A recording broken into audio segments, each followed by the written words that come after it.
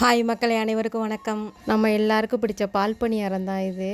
Karaikudi special. மாப்பிள்ளை விருந்தில் இது இல்லாமல் இருக்கவே இருக்காது. இதுக்கு தேவையானதை பார்த்துடலாம். ஃபஸ்ட்டு ஒரு கப்பு பச்சரிசி, ஒரு கப்பு அதே அளவு உளுந்து நல்லா கழுவின பிற்பாடு ஒரு 3 மணி நேரம் 4 மணி நேரம் நல்லா ஊற வச்சு மிக்ஸி ஜாரில் அரைச்சி எடுத்துக்கலாம். இல்லை கிரைண்டர்லேயே அரைச்சிக்கலாம். நல்லா மையாக அரைச்சிக்கணும். இந்த மாவுக்கு தேவையான உப்பு சேர்த்துக்கலாம். நல்லா அரைச்சி எடுத்துக்கலாம் இந்த பதத்துக்கு.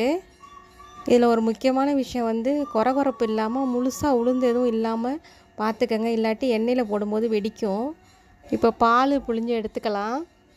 தேங்காய் பூ துருவிட்டு அது கூட நம்ம ஏலக்காவும் சேர்த்து நல்லா பால் புழிஞ்சு எடுத்துடலாம்.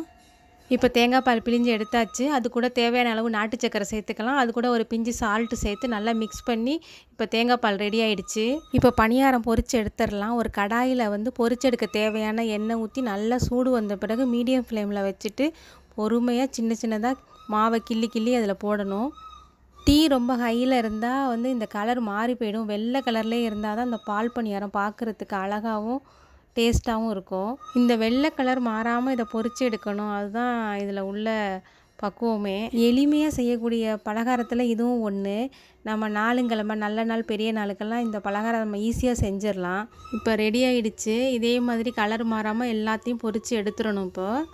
இப்போ ஓரளவுக்கு எல்லாத்தையும் பொரித்து எடுத்தாச்சு. இங்கே பாருங்கள், கலர் மாறலை, ஒயிட்டாகவே இருக்குது. அப்போ தான் நம்ம பாலில் போடும்போது அந்த கலர் மாறாமல் அப்படியே ஒயிட்டாக. அதுக்காக தான் மீடியம் ஃப்ளேம்லேயே வச்சு பொரிச்சு எடுக்கணும். அப்போ தான் வெந்து இருக்கும், கலரும் மாறாமல் இருக்கும். இப்போ பொரிச்ச பணியாரத்தை எல்லாத்தையும் எடுத்து தேங்காய் பாலில் ஊற வச்சிடலாம். ஒரு 1/2 hour ஊறணும். அப்போ தான் அந்த தேங்காய் பால் ஃபுல்லாக பணியாரம் குடித்து நல்லா சாஃப்டாக சூப்பராக ஜூஸியாக இருக்கும். இப்போ ஊறி ரெடி ஆகிடுச்சு. இப்போ நம்ம பரிமாறிடலாம். கண்டிப்பாக இதை நீங்களும் ட்ரை பண்ணி பாருங்கள்.